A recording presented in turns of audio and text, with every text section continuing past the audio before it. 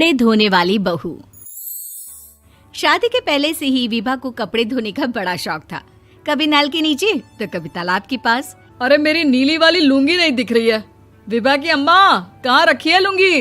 अरे वो तो विभा ने परसों ही धोकर रखी थी आपकी अलमारी में, देखो वहीं होगी। वो ना मैंने आज धो दी, मुझे लगा कि गंदी हो गई होगी। अरे कैसे गंदी हो गई थी? उसे तो मैंने पहना भी नहीं। हे भगवान, इस लड़की के कपड़े धोने की आदत से परेशान हो गया हूँ मैं। जितना तो घर में राशन नहीं आता, उससे कहीं ज्यादा डिटर्जेंट पाउडर का खर्चा है। इसकी शादी करवा दो, शादी जाए अपने घर में ही करे काम, फिर चाहे घर के कपड़े धोने हो या पूरे गांव के। हाँ ठीक बोल रही हो, देखता हूँ मैं कोई लड़का। वो दिन भी आ जाता है जब विभा को देखने लड़के वाले आ जाते हैं। लड़की मुझे अच्छी लगी। होने वाली सास कहती है, बेटी अगर कुछ पूछना है तो पूछ लो। वैसे तो हमारी लड़की बहुत ही शर्मीली है, जो बोल दो वो मान लेती है, इसे क्या पूछना होगा। अरे कैसी बात कर रही हो माँ, मुझे इन लोगों के घर रहना है, सवाल तो कई है। हाँ हाँ बेटा, पूछ लो ना, क्या पूछना है। आप लोगों के घर कपड़े कौन धोता है? सास का मुंह बन जाता है। देखो, अगर तुम ये कहना चाहती हो कि तुम्हें कपड़े धोने नहीं आते तो सुन लो, कपड़े मैं ही धोती हूँ, लेकिन तुम्हारे आ जाने के बाद मैं रुमाल तक नहीं धोऊंगी। अरे चुप रहना भाग्यवान, बहू बेचारी घर आई नहीं, उसे डराना शुरू कर दिया। वो क्या है ना बिटिया, अभी तक तो ये कल्लू की माँ ही धोती थी, लेकिन अब तुम्हारे पापा तो दहेज में वॉशिंग मशीन देंगे ही।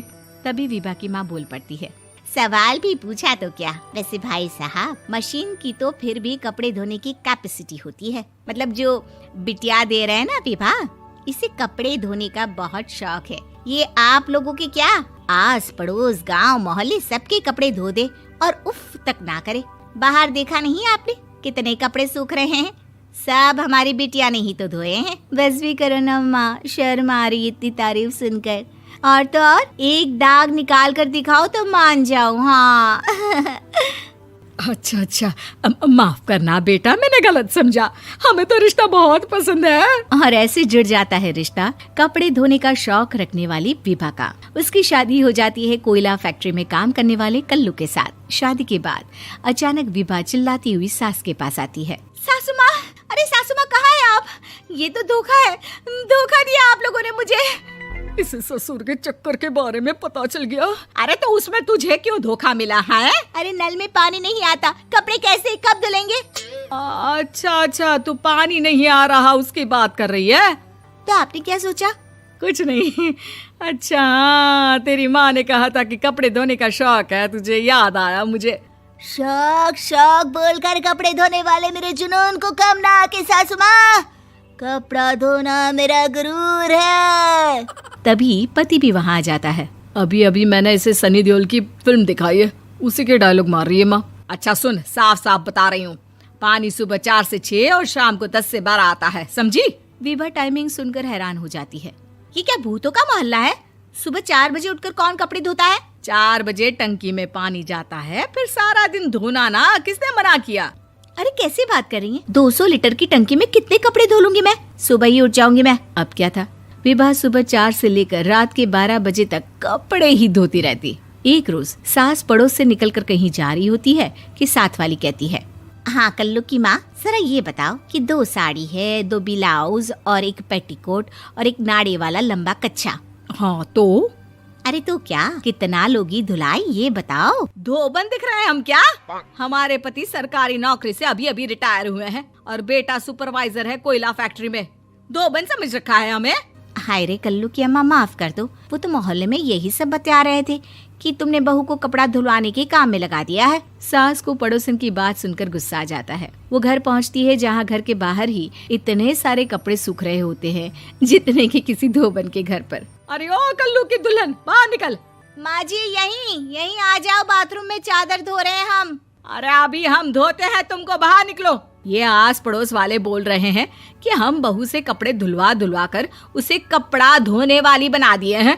अरे छोड़ो ना माँ जी, किन लोगों की बातों में आती हो? आस पास के लोगों का तो काम ही होता है कि वो किसी तरह सास बहू को लड़ा दे। बहू सारे घर के कपड़े धोती है, ये क्या कम है? बोलिए।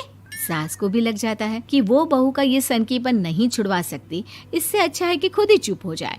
एक रोज सास और बहू मंदिर जाते हैं, जहाँ सास की साड़ी वहाँ खड़ी भीख मांगने वाली से मिलती है। माँ जी क्या बात है, आपकी साड़ी उस भिखारन से कितनी मिल रही है ना? हाँ हाँ देखो तो, दोनों की साड़ी मिल रही है। क्या बात है कल्लू की अम्मा, तुम खुद को तो अफसर की बीवी बताती हो और ऐसी सिंपल सी प्लेन साड़ी पहनकर घूमती हो। सिंपल और प्लेन नहीं है ये साड़ी। तो क्या सोने के धागे से फूल बने हैं? कुछ भी सासू माँ, कुछ भी। हाँ बने थे इस साड़ी में सोने के धागे से फूल। मेरे पति लेकर आए थे मद्रास से स्पेशली मेरे लिए 10,000 की। ताहे भाई साहब इस भिखारन के लिए भी सेम टू सेम साड़ी लेकर आए होंगे 10,000 की। सास उस वक्त तो कुछ नहीं कहती, लेकिन बहू के साथ घर आती है और अलमारी से एल्बम निकाल कर लाती है। ये साड़ी देख रही है, ये वही साड़ी है जिसे मैंने अभी पहना था। इस साड़ी में ये जो चमकदार फूल दिख रहे हैं ना, ये सोने के धागों से काढ़े गए हैं। लेकिन तू लोकल वॉशिंग मशीन ब्रश से घिस घिस कर सारे फूलों को निकाल कर साड़ी प्लेन कर दी।